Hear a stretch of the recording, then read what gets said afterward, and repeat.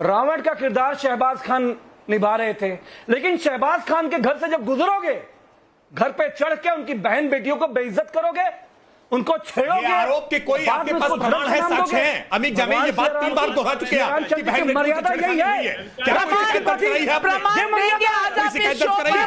अमित जमाई जी प्रमाण दीजिए। इस तरह की बात हुई क्या लाउडस्पीकर का जो हवाला दिया जा रहा है, इसके कोई प्रमाण है आपके पास? बातें बोलना ये सिया रामचंद्र जी की मर्यादा है, ये नहीं है अमित जावेद उस हिंसा को वाजिब ठहराने के लिए तर्क गढ़ने का काम कर रहे हैं, और ये बहुत खतरनाक है। इसीलिए मैं कह रहा हूं कि राजनीतिक लोगों की जवाबदेही जिम्मेदारी इसमें किस प्रकार की दिखाई पड़ रही है। समाजवादी पार्टी के प्रवक्ता ये कह रहे हैं कि बहन बेटियों को छेड़खानी हुई, इसलिए रामगोपाल मिश्रा को गोली मार दी गई। ये किस प्रकार के तर्क गढ़ने का काम कर रहे हैं? दंगा भड़काने के लिए आग में बिजली डाल रहे हैं। मैं आज जो बहराइच है वो गोरखपुर मंडल में आता है और हमारे आदरणीय मुख्यमंत्री जी का जिला है। आप देखेंगे कि 20 घंटे ये जो घटना हुई है, एक महिला डीएम, एक महिला कप्तान के हवाले पूरा जिला जलने के लिए 20 घंटे छोड़ दिया गया, जबकि छोटी छोटी घटना पे आदरणीय मुख्यमंत्री जी हमेशा डीआईजी एलओ को भेज देते हैं। इस मामले में कुछ नहीं हुआ और एक फॉर्मेट हमारे यहाँ विसर्जन का एक नया क्रिएट हुआ है। आप रामनवमी में देखिएगा कि मंच पे चाहे श्री रामचंद्र जी हों, चाहे लक्ष्मण हों, चाहे रावण हों, इसमें मुसलमान भी होते हैं, मिल मिला के होता है, बचपन से होता है, आज भी होता है। विसर्जन के दिन कुछ नई ताकतें इसके अंदर शामिल होती हैं जो बैठी हुई हैं हमारे टेलीविजन पे भी। पुलिस का जो रूट होता है उसको तोड़कर ये किसी मस्जिद के बाहर जाएंगे, मुस्लिम जहां पे घना एरिया है उसके अंदर जाने की जिद करेंगे, और जाने के बाद नाविका मैम आप 2 मिनट खड़ी नहीं हो पाएंगी। जिस तरह से डीजे के गंदे गाने, मुल्ले काटे जाएंगे, मुल्ले पाकिस्तान जाएंगे, बेटियों को, बहनों को घर में घुस के उनको छेड़छाड़ करना, और झंडा उतारा गया, प्रॉफेट मोहम्मद सल्लल्लाहु अलैहि वसल्लम के नाम से लगा हुआ झंडा उतारा गया और भीड़ ने उसको उकसाया। पुलिस फोर्स लगी हुई थी। उकसाने के बाद उस नौजवान लड़के ने भगवा झंडा फहराया। विसर्जन मुसलमान की छतों पे क्यों आप करना चाहते हैं? एक रूट बना हुआ है, हिंदू मुसलमान मिलकर इसको सेलिब्रेट करते हैं, लेकिन एक दंगाई ताकत है जो डासना से लेकर बहराइच में उपचुनाव में जिसको मालूम है कि उसकी हार तय है।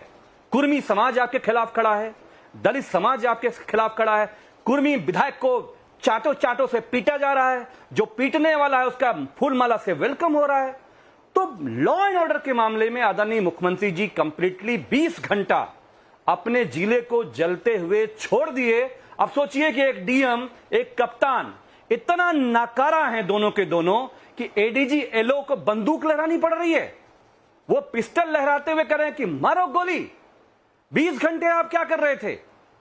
जिसने मारा है सख्त से सख्त सजा दीजिए। समाजवादी पार्टी डीजे की गलती है, यानी कि प्रशासन की गलती है, यानी कि भगवा झंडे की गलती है, यानी कि यात्रा कहां से निकलेगी, कहां से नहीं निकलेगी, गलती इन सब चीजों की है। वैसे ये कौन से एरिया में पड़ता है राकेश त्रिपाठी जी, आप बता दें, और बता दें कि क्या 20 घंटे उत्तर प्रदेश की प्रशासन सोई हुई थी, जिस तरह से अमीक जमाई आरोप लगा रहे हैं?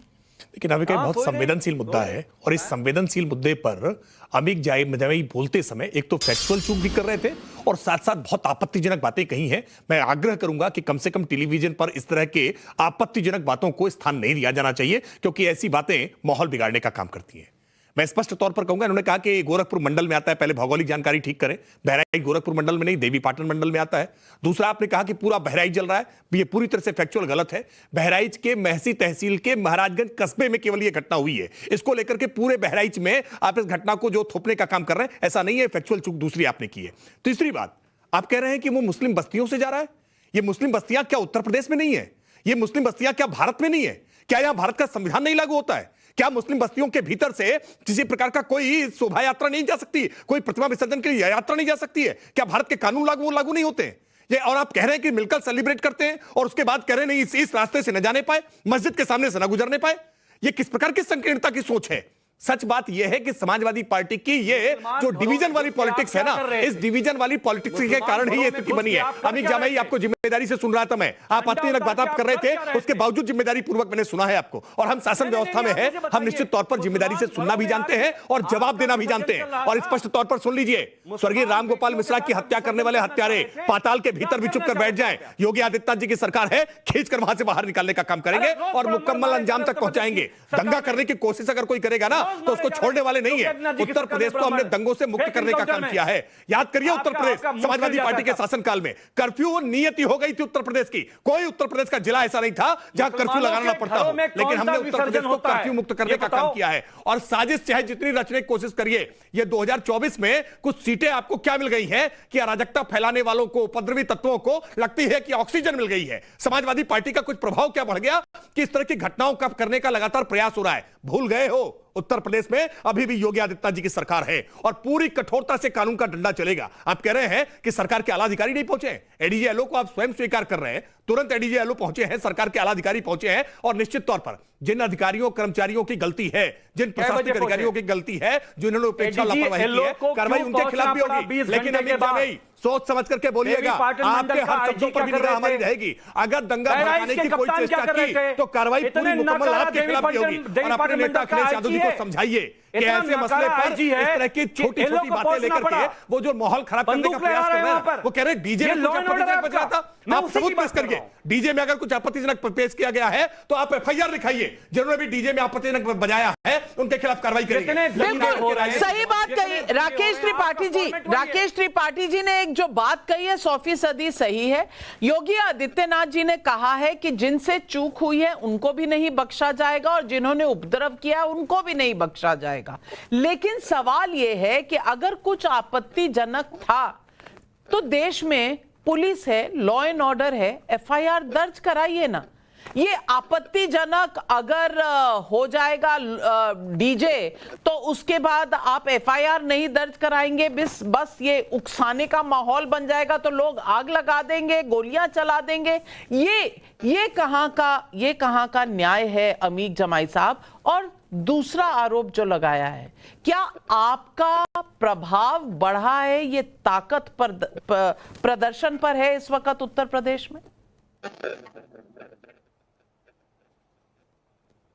देखिए, एक गरीब बच्चा जो पेशे से वेटर था, उसको भड़काया गया, उसको उकसाया गया, क्योंकि विसर्जन जो है भारतीय जनता पार्टी को मुसलमान के घरों में करना था, बेटियों के साथ करना था मिलकर, और झंडा उतार के अपमानित करके करना था। विसर्जन वहां होता है। हम आपसे पूछ रहे हैं, हम तो कह रहे हैं कि जो दोषी है उसके खिलाफ कार्रवाई करते। 20 घंटे आपकी पुलिस देवी पाटन मंडल का आईजी कहां था? क्यों बहराइच को जलने के लिए छोड़ा गया? एडीजी लॉ एंड ऑर्डर का वीडियो तो 2 बजे का आया हुआ है, वो बंदूक लहरा रहे हैं। अमिताभ यश जी कितना बड़ा नाम है हमारे एलिट फोर्स का, उनको उतरना पड़ रहा है, फिर भी दंगाई कंट्रोल नहीं हो पा रहे हैं, फिर भी उपद्रवी कंट्रोल नहीं हो पा रहे हैं, घर फूके जा रहे हैं, बड़ी बड़ी जो लेकिन अगर अमिताभ यश जी उतरे हैं तो वो प्रशासन ही है ना। तो प्रशासन के लोग अगर उतर रहे हैं तो कम से कम आप ये नहीं कह सकते कि किसी ने कोई संज्ञान नहीं लिया। दूसरी तरफ देवी पाटन मानकर आपने कम से कम इतना तो मान दिया कि गोरखपुर का मंडल कहने की गलती आपने पहले की। सवाल ये है कि पथराव क्यों हुआ, किसने किया? अगर कुछ आपत्तिजनक था तो क्या इसकी रिपोर्ट कहीं ना कहीं थाने में होनी चाहिए थी, या आप जस्टिफाई कर रहे हैं कि पथराव और आगजनी हुई तो सही हुआ? दुष्यंत नागर, पहले तो मैं यही सवाल पूछूंगी, अगर किसी ने कुछ गलत